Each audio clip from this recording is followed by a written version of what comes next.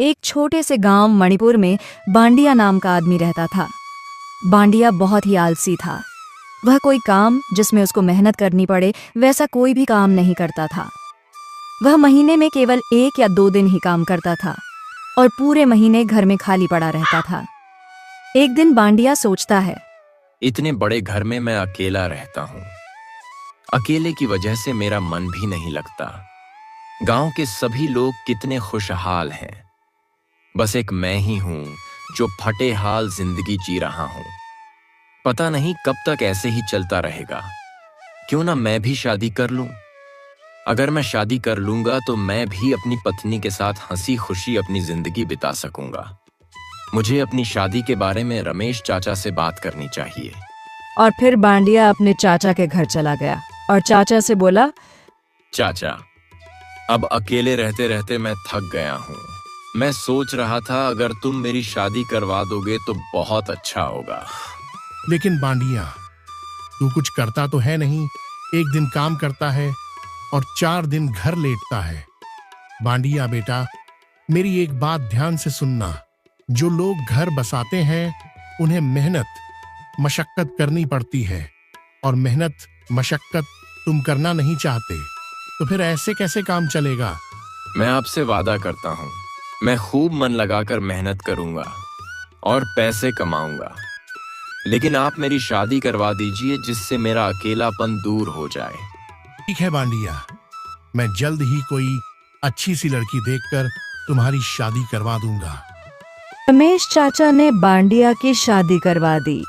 बांडिया जब अपनी पत्नी को लेकर अपने घर पहुंचा तो बांडिया के घर की हालत देखकर उसकी पत्नी सीमा घबरा गई। वह सोचने लगी, हे भगवान, ये घर है या कबाड़ खाना? क्या हाल बना रखा है घर का। क्या हुआ सीमा, तुम क्या सोच रही हो? आज से घर तुम्हारा ही है। अब तुम आ गई हो तो तुम्हारी वजह से घर भी खुशहाल हो जाएगा। अब तुम आराम कर लो, मैं किसी काम से बाहर जा रहा हूं। थोड़ी देर में वापस आ जाऊंगा। सीमा पूरे घर की अच्छी तरह सफाई करती है और फिर खाना बनाती है। अपनी पत्नी के हाथ का खाना खाकर बांडिया सोचने लगता है, आज वर्षों बाद इतना स्वादिष्ट और पेट भर के खाना खाया है। अब मुझे किसी चीज की चिंता करने की जरूरत नहीं है। रोज सीमा के हाथ का गर्मा-गर्म खाना खाया करूंगा। यूं ही कुछ दिन बीत गए। जब सीमा ने देखा कि उसका पति सारा दिन घर में पड़ा रहता है, कहीं काम धंधा करने नहीं जाता, तो एक दिन सीमा अपने पति बांडिया से बोली, आप सारा दिन घर पर सोते रहते हैं, ऐसे कैसे काम चलेगा? आप कुछ करते क्यों नहीं हो? भाग्यवान, अभी थोड़े दिन पहले ही मैं यह सोच रहा था कि मुझे काम की तलाश करनी चाहिए। कब तक सोचते रहोगे? ऐसे सोचने से घर नहीं चलता है, काम धंधा करने से चलता है। अब केवल थोड़ा सा ही आटा बचा है जिससे 2-4 दिन की ही रोटी बन सकती है। अगर तुम काम नहीं करोगे तो भूखा मरने की नौबत आ जाएगी। अरे भाग्यवान, तुम चिंता मत करो। ईश्वर ने चाहा तो मैं जल्द ही कोई काम तलाश कर लूंगा। ऐसे ही कई दिन बीत जाते हैं। सारा घर का राशन खत्म हो जाता है। सीमा अपने पति से कहती है, अब घर में भोजन बनाने के लिए कोई भी सामान नहीं है। मेरी समझ में नहीं आ रहा है कि मैं क्या पकाऊं और क्या तुम्हें खिलाऊं। लगता है अब तो भूखा ही रहना पड़ेगा। तुम परेशान मत हो सीमा, मैं अभी घर के राशन का इंतजाम करके आता हूँ। इतना कहकर बांडिया घर से चला जाता है। घर की यह हालत देखकर सीमा सोचने लगती है, हे भगवान, मैंने क्या सोचा था और ये क्या हो गया। ये आदमी तो एकदम निखट्टू है। इसके साथ जिंदगी कैसे कटेगी? ये तो कुछ काम धंधा करना ही नहीं चाहता। कुछ ही देर में बांडिया सामान से भरे 2 झोले ले आता है। इतना सारा राशन का सामान देकर सीमा अपने पति से बोलती है, आपके पास तो एक भी पैसे नहीं थे, तो फिर आप ये सामान कहाँ से लेकर आए? अरे भाग्यवान, मैं ये सारा सामान अपने दोस्त मंगरू की दुकान से उधार लाया हूँ। जब मैं कोई काम करूंगा तो उसके पैसे लौटा दूंगा। तुम ये उधार लाए हो? किसी का उधार करना अच्छी बात नहीं है। तुम कुछ करते तो हो नहीं, फिर उधार कैसे चुकाओगे? अगर तुमने समय पर उधार नहीं चुकाया तो आज उधार देने वाले कल इज्जत खराब करेंगे, तब क्या होगा? तब की तब देखी जाएगी। मैं मूर्ख नहीं हूं, हर चीज का पहले से ही इंतजाम करके रखता हूं। अब जब भी घर का राशन खत्म हो जाता तो बांडिया किसी न किसी से पैसे उधार लेकर घर का राशन ले आता। इस तरह उस पर काफी कर्ज हो गया। लोग अपना पैसा लेने के लिए उसके घर आने लगे। इस सब से परेशान होकर सीमा अपने माँ के चली गई। पत्नी के जाने के बाद बांडिया की हालत पहले जैसी हो गई। एक दिन बांडिया सोचने लगा, जब से सीमा अपने मायके गई है तब से मेरी हालत पहले जैसी हो गई है। ना तो घर में कुछ खाने को है और ना ही अब कोई उधार देता है। कर्ज वालों की सुबह शाम लाइन लगी रहती है। सीमा सही कहती है कि उधार वालों के पैसे कहां से लौटेंगे। मुझे कैसे भी करके उधार वालों से अपना पीछा छुड़ाना होगा। एक काम करता हूं, अपने ससुराल चला जाता हूं। 1-2 महीने वहीं रहूंगा और खूब खा पीकर मौज करूंगा। कर्ज वालों से पीछा छुड़ाने का यह अच्छा तरीका है। ना यहां पर रहूंगा और ना ही कर्ज मांगने वाले मुझे परेशान करेंगे। दूसरे ही दिन बांडिया अपनी ससुराल की ओर चल पड़ा। चलते चलते वह बहुत थक गया। उसके पैर में बहुत दर्द होने लगे। फिर वह पेड़ के नीचे आराम करने लगता है। कुछ देर के लिए उस पेड़ के नीचे सो जाता है। कुछ देर आराम करने के बाद वह अपनी ससुराल की ओर चल पड़ा। थोड़ी दूर चलने के बाद बांडिया फिर से थक गया। ऐसे तो मैं ससुराल पहुंचते पहुंचते मर जाऊंगा। कोई सवारी भी तो नहीं है जिस पर बैठकर मैं अपनी ससुराल जा सकूं। फिर बांडिया की नजर एक घोड़े पर पड़ती है। घोड़े को देखकर बांडिया खुशी से झूम उठता है। अरे वाह, कितना खूबसूरत घोड़ा है। इससे बेहतर सवारी मेरे लिए और क्या हो सकती है। लेकिन यह घोड़ा है किसका? इसका मालिक कहीं नजर नहीं आ रहा। लगता है यह अपने मालिक की नजर से बचकर भाग गया है।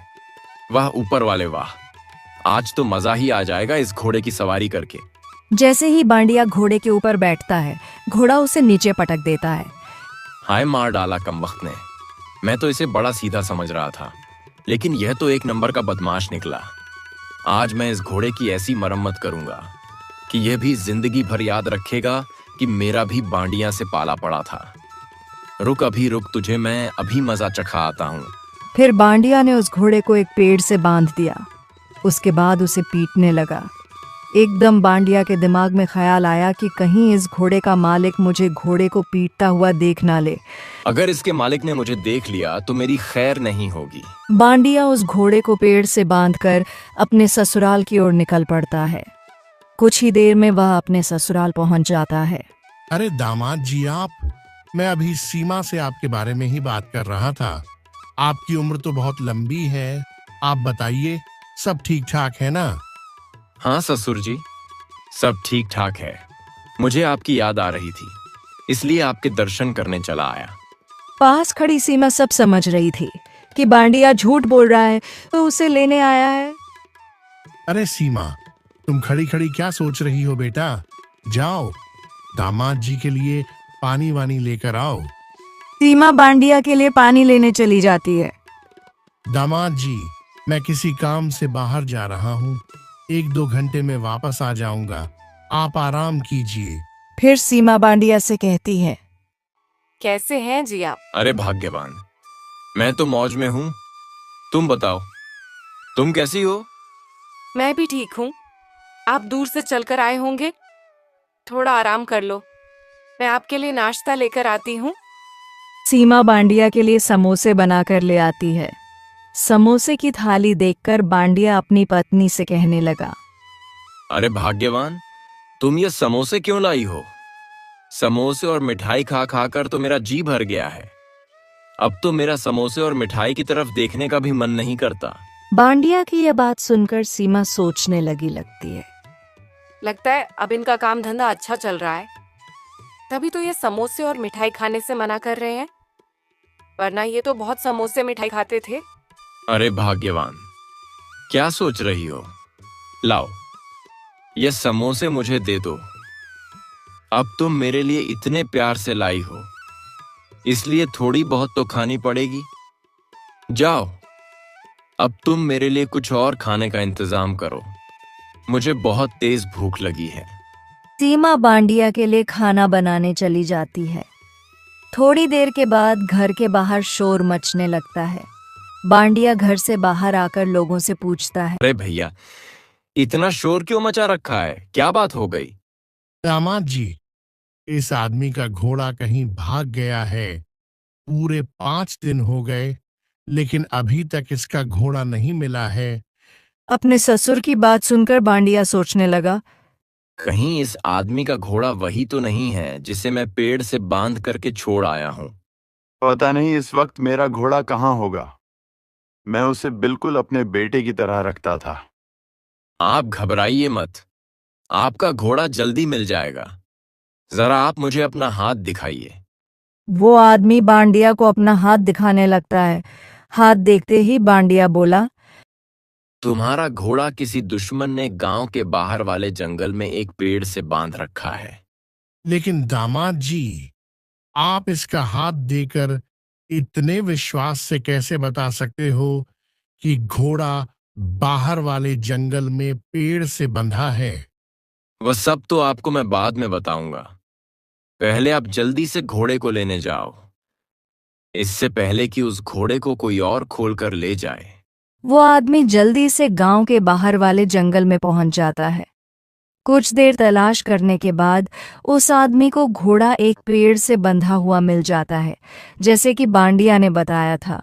उसके बाद वह आदमी अपने घोड़े को लेकर गांव की ओर चल पड़ता है और फिर अपने घोड़े से कहने लगता है, मेरे प्यारे घोड़े, मैंने तुझे कहाँ कहाँ तलाश नहीं किया।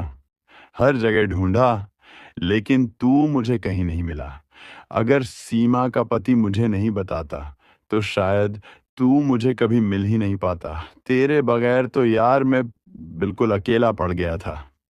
वो आदमी घोड़े को लेकर घर आ गया और खुशी खुशी गांव वालों से कहने लगा, भाइयों, सीमा का पति तो बहुत ही बड़ा अंतर्यामी है। उसने मेरा हाथ देखने मात्र से ही मेरे घोड़े का पता बता दिया। अगर तुम्हारी भी कोई परेशानी हो या कोई चीज खो गई हो तो तुम सीमा के पति को अपना हाथ दिखाकर उसके बारे में पता कर सकते हो। यह बात सुनकर सभी गांव वाले बांडिया की प्रशंसा करने लगे। सीमा भी अपने पति की प्रशंसा होते देख खुश हो गई। एक दिन रात के समय बांडिया को बेचैनी सी हो रही थी, इसलिए वह घर से बाहर आ गया और फिर वह घूमने लगा। घूमते घूमते वह जंगल पहुंच गया। जंगल में उसका सामना चोरों से हो गया। चोरों को देखकर बांडिया बहुत घबरा गया।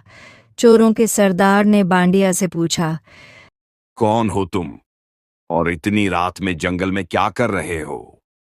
बांडिया बहुत ज्यादा डर गया। वह सोचने लगा, अगर मैंने इन्हें सच नहीं बताया तो ये चोर मुझे मार डालेंगे।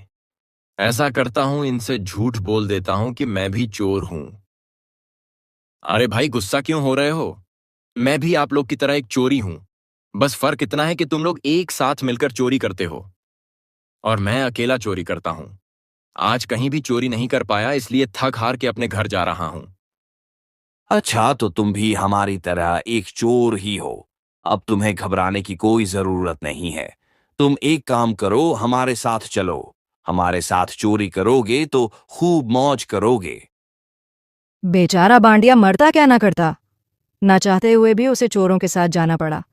फिर चोरों का सरदार बांडिया से बोला, देखो बांडिया, आज से तुम हमारे साथी हो। मेरी एक बात ध्यान से सुनो। हम जिस घर में भी चोरी करने जाएंगे, उस घर से हमें केवल वही सामान चुराना है जो कीमती हो, और अपनी कोई भी ऐसी चीज वहां नहीं छोड़ना जिससे हम पकड़े जाएं। ठीक है? भाई, मैं समझ गया। जैसा तुम कहते हो मैं वैसा ही करूंगा। फिर वह सब एक घर में चोरी करने के लिए घुस गए। सभी चोर चुपचाप सामान चुराने लगे। तभी बांडिया की नजर एक पीतल की परात पर पड़ी। रात होने की वजह से वह परात सोने की तरह चमक रही थी। बांडिया ने सोचा, अरे वाह, कितनी बड़ी सोने की परात है। ये इस घर में सबसे ज्यादा मूल्यवान है। अगर मैंने यह परात उठा ली तो चोरों का सरदार मुझसे बहुत खुश होगा। फिर बांडिया ने वह परात उठा ली। अरे बारात तो बहुत भारी है, इसकी तो बहुत अच्छी कीमत मिलेगी। एक बार इस बारात को बजाकर देखता हूँ, माल अच्छा भी है या नहीं।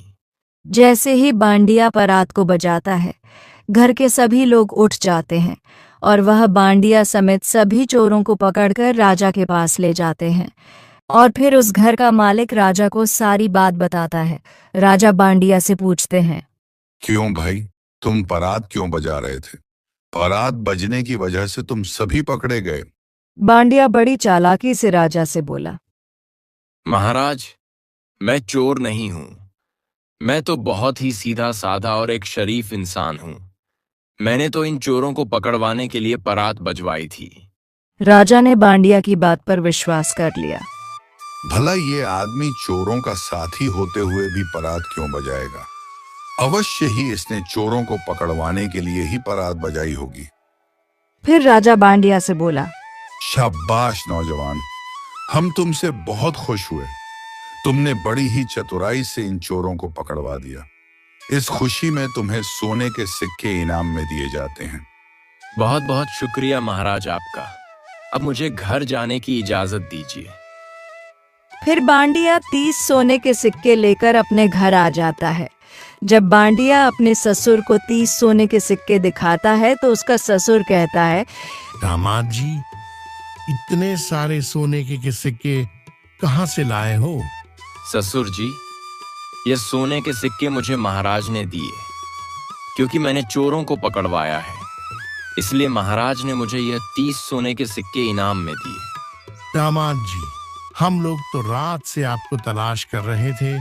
हमने तो समझा था कि दामाद जी बगैर बताए अपने गांव चले गए, लेकिन आपने तो बड़ी ही बहादुरी का काम किया उन चोरों को पकड़वा कर। बांडिया की होशियारी की बात फैल जाती है कि सीमा का पति बहुत ही होशियार है। उसने गांव में चोरी करने वाले चोरों को पकड़वाया है।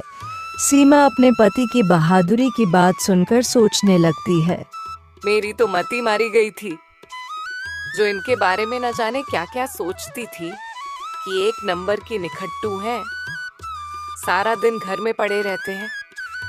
लेकिन मैं तो गलत थी। ये तो बहुत ही समझदार और होशियार है। आज के बाद मैं इनके बारे में कभी गलत नहीं सोचूंगी। गांव के बहुत से लोग बांडिया से मिलने आने लगे। बांडिया भाई, आपने तो कमाल कर दिया, लेकिन हमें भी तो बताओ, आपने उन चोरों को पकड़ा कैसे? अरे भाई, ये सब तो मेरी ज्योतिषी विद्या का कमाल है। मुझे तो एक दिन पहले ही पता चल गया था कि गांव में चोरी होने वाली है। फिर मैंने उन चोरों को रंगे हाथ पकड़कर राजा जी के पास ले गया। अब तो पूरे गांव में यह बात और भी ज्यादा फैल गई कि बांडिया एक बड़ा ही ज्योतिषी है। उसके पास हर चीज की मालूमात है। एक दिन अचानक रानी का हार चोरी हो गया। पूरे नगर में चोर की तलाश की गई, लेकिन चोर का कुछ अता पता नहीं चला। फिर राजा मंत्री से बोले, मंत्री जी, चोर का कुछ पता चला कि नहीं? महाराज, अभी तक उस चोर का पता नहीं चला, लेकिन महाराज, हमारे गांव में एक ऐसा आदमी है जिसे हर चीज का ज्ञान है। वह जरूर हार के बारे में बता सकता है। कौन है वह आदमी जिसके बारे में अभी तक हमें पता नहीं चला? महाराज, आप उसे जानते हो। वह आदमी वही है जिसको आपने चोरों को पकड़वाने की खुशी में 30 सोने के सिक्के इनाम में दिए थे। सैनिकों, जाओ, जितनी जल्दी हो सके उतनी जल्दी बांडिया को हमारे पास लेकर आओ। 2 सैनिक बांडिया को पकड़कर राजा के पास ले आते हैं। फिर महाराज बांडिया से कहते हैं, सुना है कि तुम बहुत बड़े ज्योतिषी हो, तुम्हें हर चीज का ज्ञान है। थोड़ा बहुत जानता हूं अन्नदाता, ईश्वर की कृपा से। ज्योतिषी बांडिया, तुम वाकई अलग सोच वाले आदमी हो। जो लोग अक्लमंद होते हैं कभी अपनी सलाहियत की तारीफ नहीं करते। अब तुम मेरी बात जरा ध्यान से सुनना। रानी का हार कोई चुरा कर ले गया है। तुम्हें हर चीज का ज्ञान है। अब तुम हमें बताओ, रानी का हार कौन चुरा कर ले गया है? तुम्हारे पास कल तक का समय है। कल तक रानी का हार मिल जाना चाहिए। वरना तुम्हारी खैर नहीं। जो हुक्म महाराज। कल तक रानी का हार जरूर मिल जाएगा। इतना कहकर बांडिया अपने घर चला गया और फिर सोचने लगा, अब क्या होगा बांडिया? मैं रानी का हार कहां से तलाश करूं? अगर मैंने कल तक महाराज को रानी का हार नहीं दिया तो वो तो मुझे सूली पर लटका देंगे। मुझे यह मेरे झूठ बोलने की सजा मिल रही है। अब मैं क्या करूं? हे ईश्वर, मेरी मदद कर। बांडिया यह सोच ही रहा था कि उसके पास उसकी पत्नी सीमा आ जाती है। वह बांडिया से कहती है, क्या हुआ जी? आप इतने उदास क्यों हैं? और आपको महाराज ने क्यों बुलाया था? महाराज को मुझसे कोई जरूरी काम था, बस इसी सिलसिले में बुलाया था। अच्छा, तुम जाओ और मुझे कुछ देर आराम करने दो। मैं बहुत थका हुआ हूं। बांडिया घर के बाहर चारपाई पर लेट गया। वह पूरी रात सोचता रहा कि कल राजा मुझे मार देगा, इसलिए उसे नींद भी नहीं आ रही थी।